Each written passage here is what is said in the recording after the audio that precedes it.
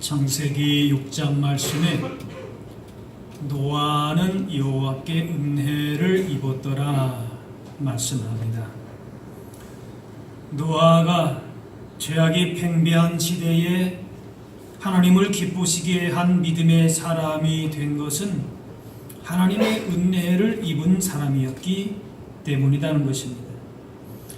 하나님께 은혜를 받고 그 은혜를 아는 사람이 복 있는 사람입니다.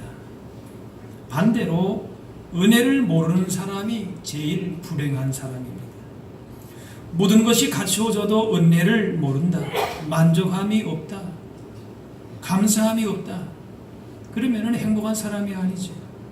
은혜가 있어야 진정한 만족과 감사가 있을 수가 있다는 것이죠. 그래서 본 회퍼는 값싼 은혜는 그리스도의 대원수라 그렇게 했습니다.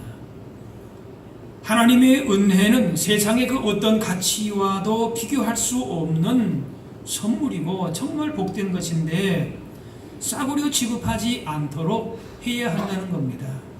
하나님의 은혜와 비교할 것이 없다는 것입니다.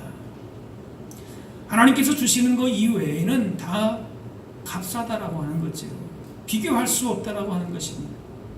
그래서 하나님의 은혜를 헛되이 받지 말라 사도 바울은 얘기합니다. 우리가 본래 어떤 존재였는가를 바로 알면은 하나님의 은혜를 깨달을 수 있습니다. 오늘 말씀에 전에는 이렇게 말씀하면서 우리가 다른 들과 같이 본질상 진노의 자녀이었다. 하나님의 진노를 받아서 멸망받아야 하는 아무런 소망이 없는 사람들이었는데 그런 우리에게 은혜가 있었다는 겁니다. 그래서 5절에 허물로 죽은 우리를 그리스도와 함께 살리셨다. 그냥 멸망으로 죽음에 이르는 그런 사람들이었는데 그리스도와 함께 살리셨다. 영원한 생명을 주시고 하나님 나라의 기업을 받게 하셨습니다. 이것은 우리가 이 세상에서 받을 수 있는 어떤 가치와도 비교할 수 없는 은혜이죠.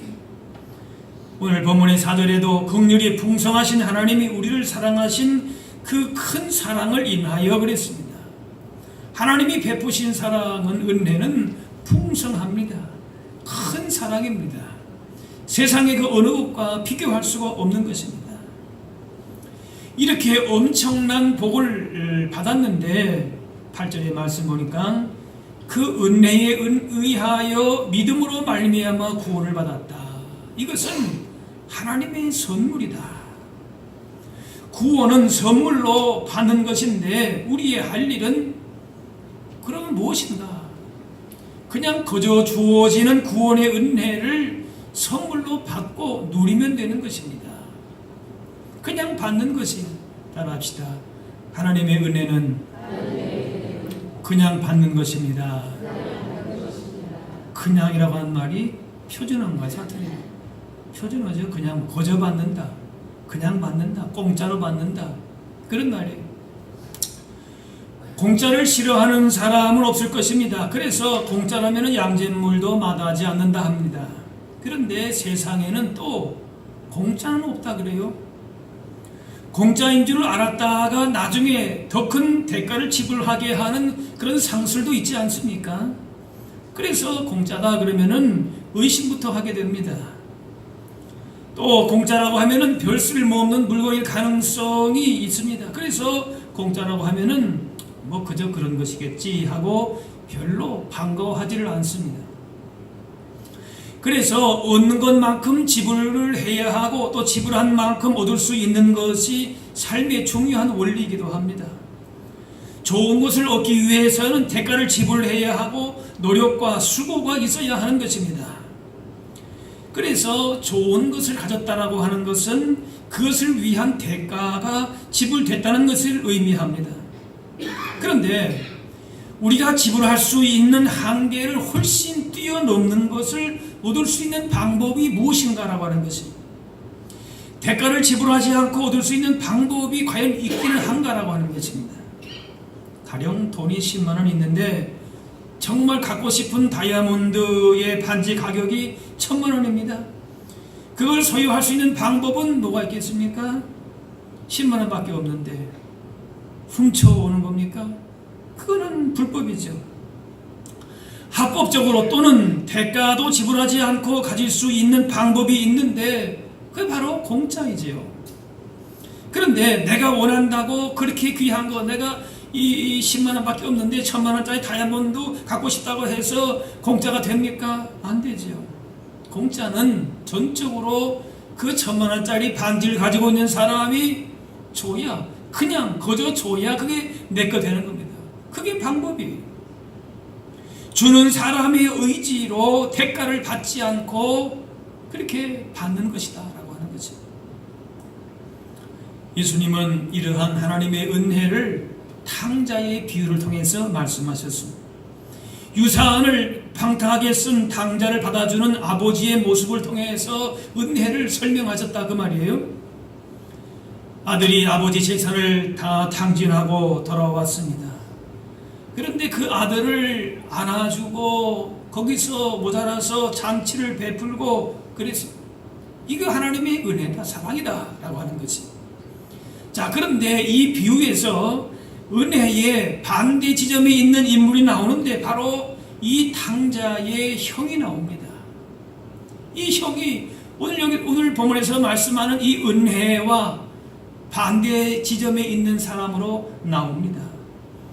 그는 아버지의 행동이 이해할 수 없는 것이 어떻게 저렇게 아버지 재산을 다 탕진하고 아버지 배반하고 간 그 아들을 받아주는가?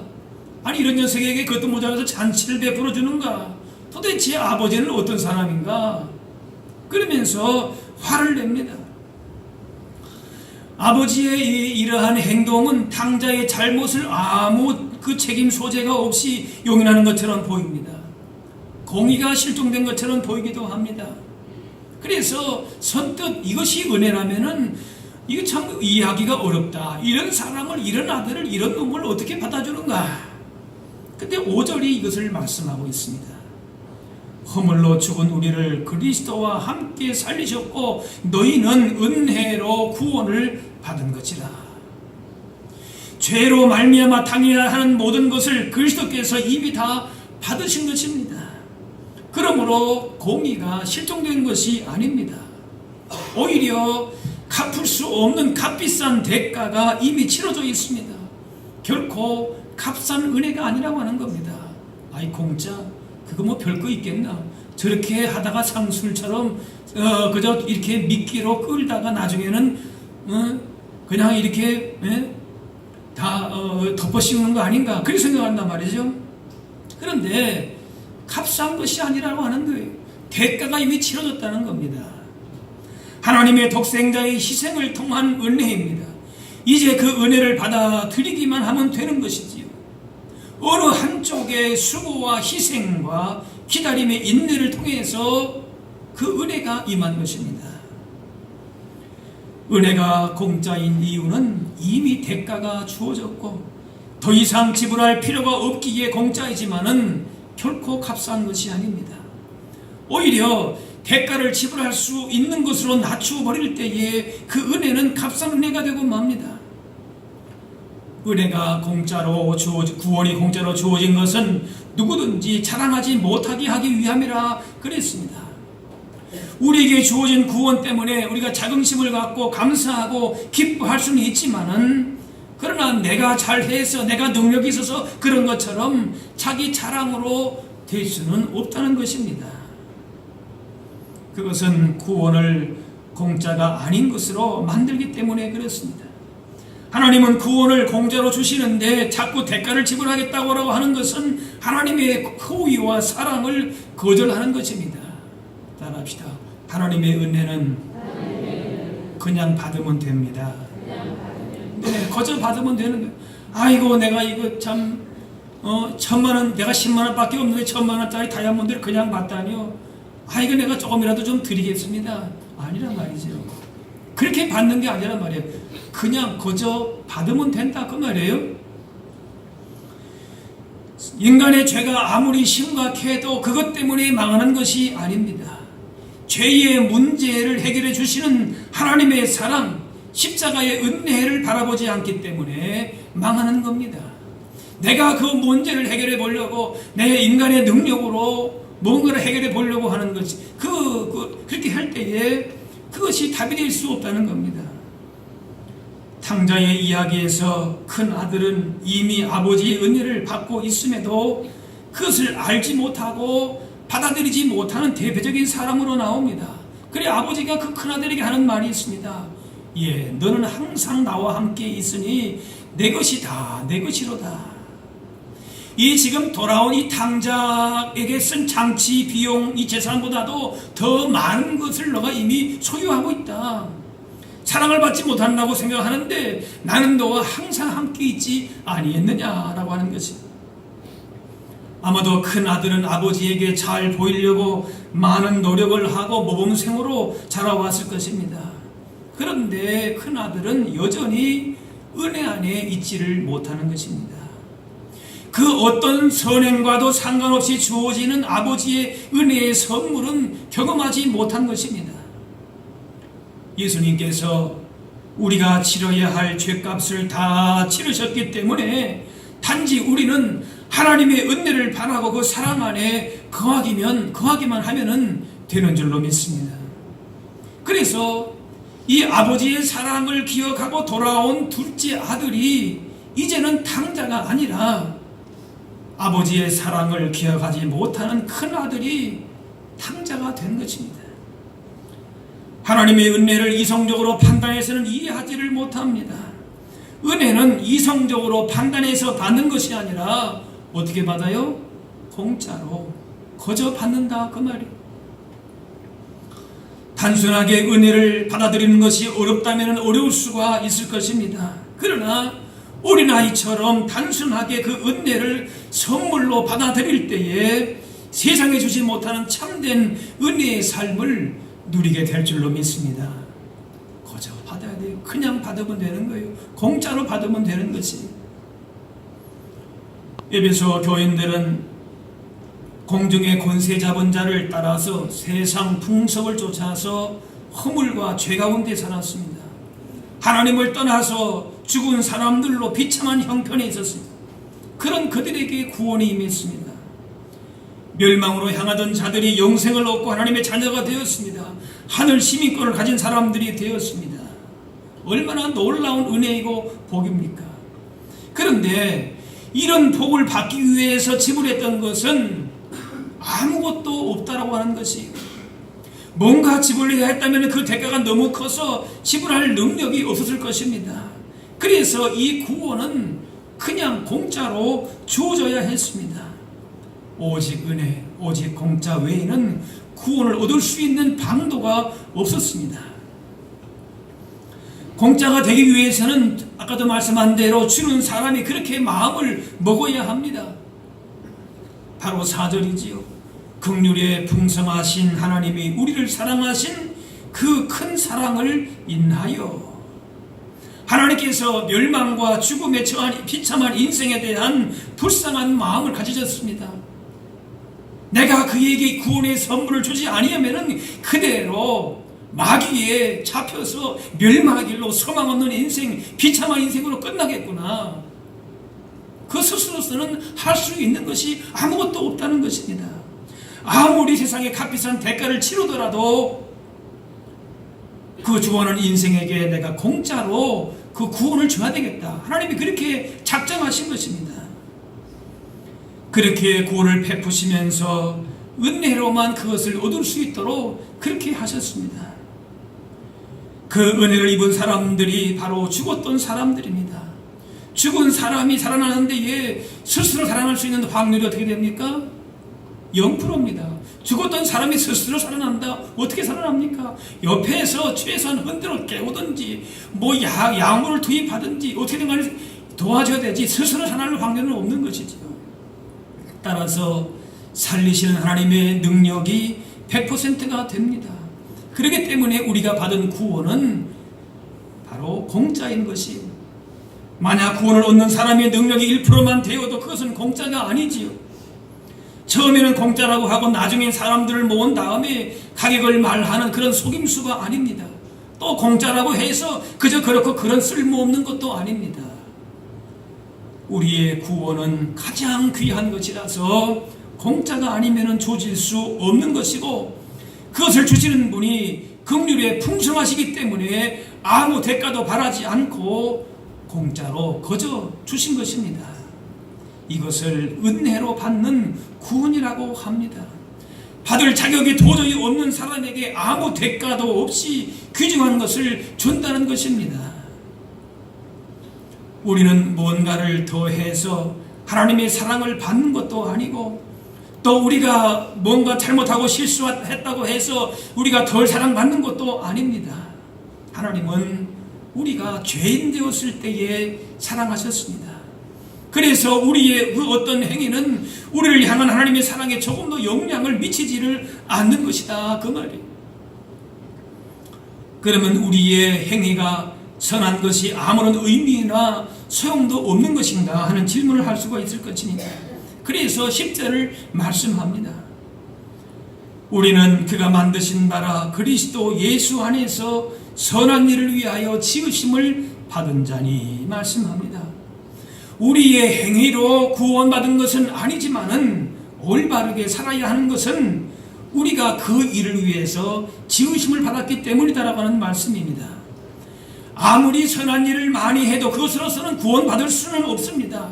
선행을 안 했다고 그것 때문에 구원이 취소되는 일도 없습니다. 그러나 선한 일이 필요한 이유는 우리가 그리스도 안에서 선한 일을 하도록 지으심을 받았고 구원받았기 때문에 그렇다는 것이죠.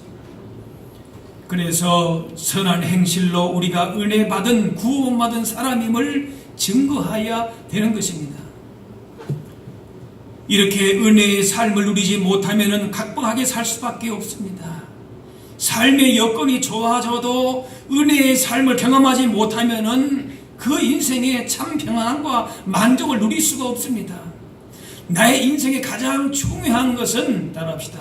내 인생에 가장 중요한 것은 어떻게 얻었습니까?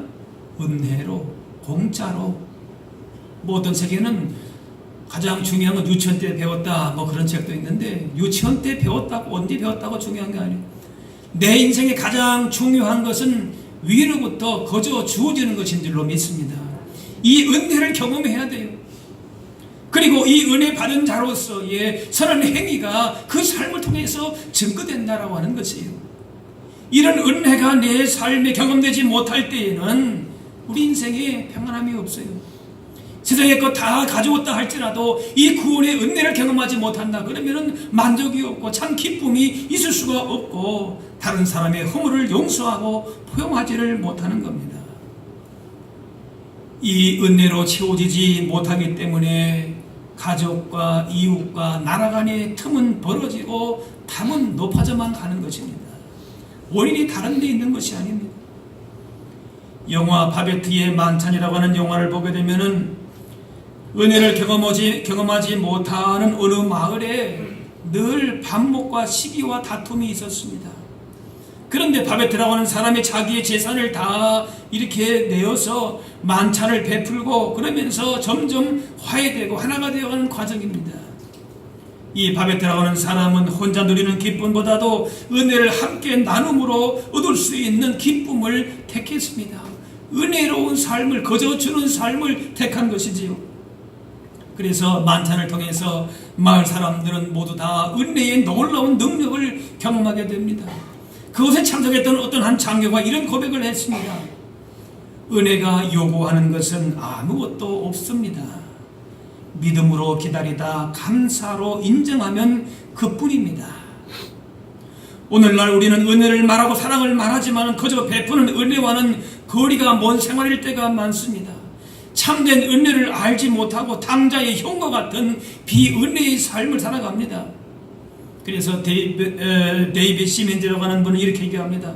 나는 오래전에 그리스도인들이 겪는 대부분의 정서 문제의 중요한 원인은 두 가지라고 결론을 내릴 수밖에 없었다. 하나는 하나님의 무조건적인 은혜와 용서를 깨닫고 받아들이지 못하는 것이고, 또 하나는 그 무조건적인 사랑과 용서와 은혜를 다른 사람들에게 베풀지 못하는 것이다. 이것이 그리스도인들 가운데에 대부분이 겪는 문제라고 하는 것을 얘기하고 있습니다. 우리는 그 무엇보다도 은혜의 삶을 회복해야 됩니다.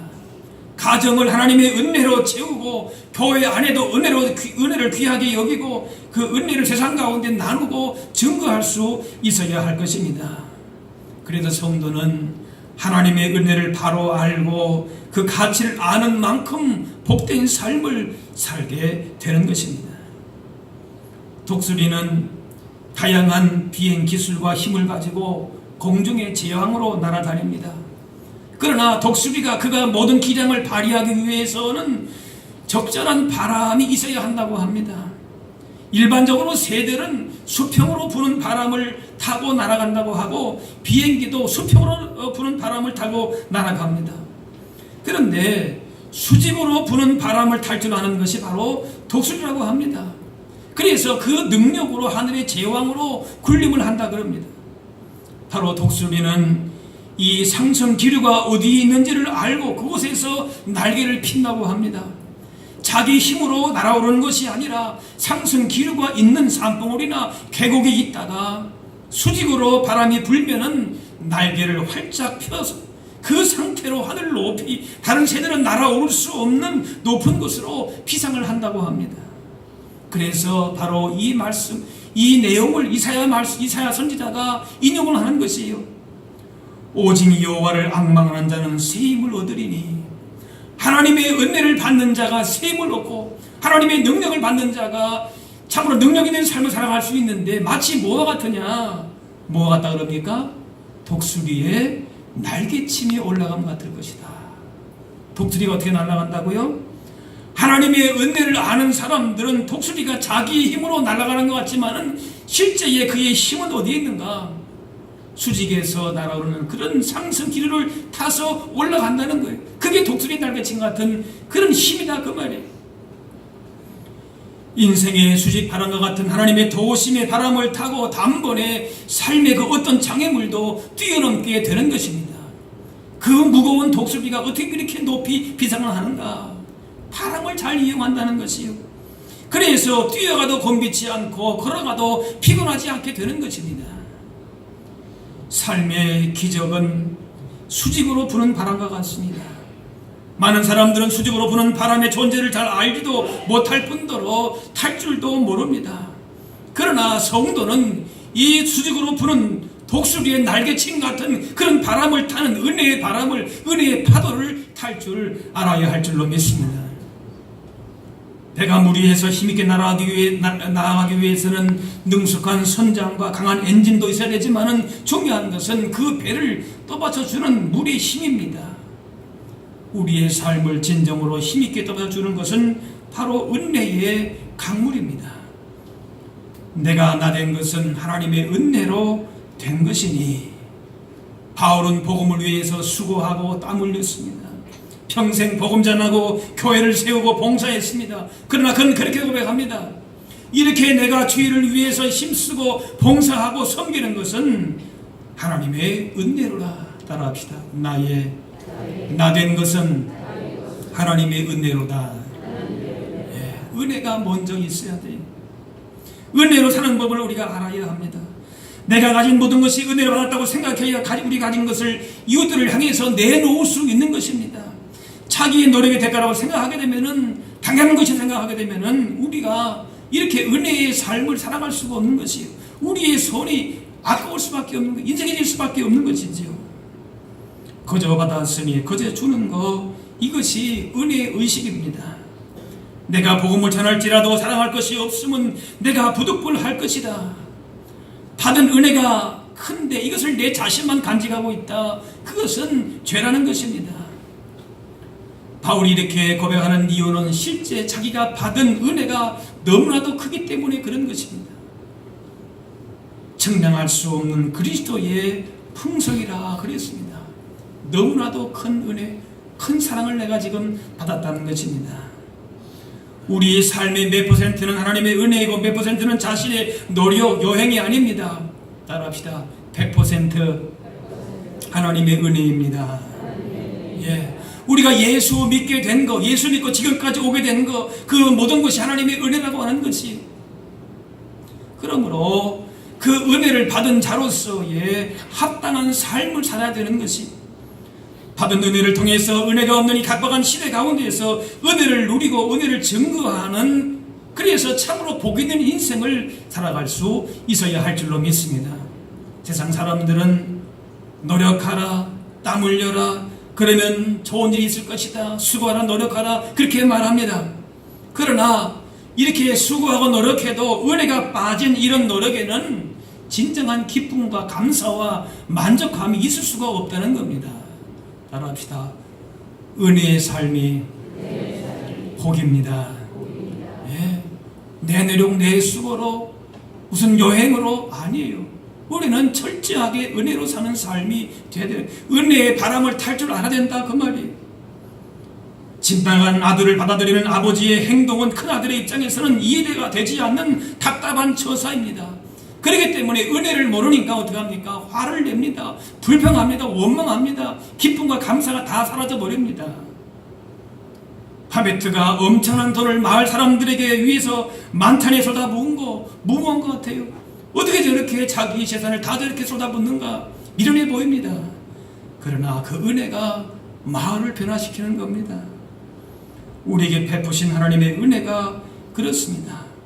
독생자를 죽기까지 내주신 그 무모한 사랑 때문에, 그 은혜가 있었기 때문에 지금 우리들이 이렇게 구원의 복을 누리고 있는 줄로 믿습니다.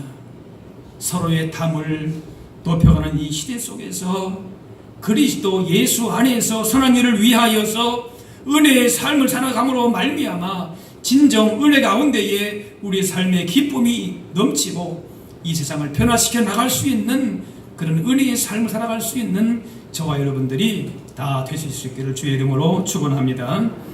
기도하겠습니다.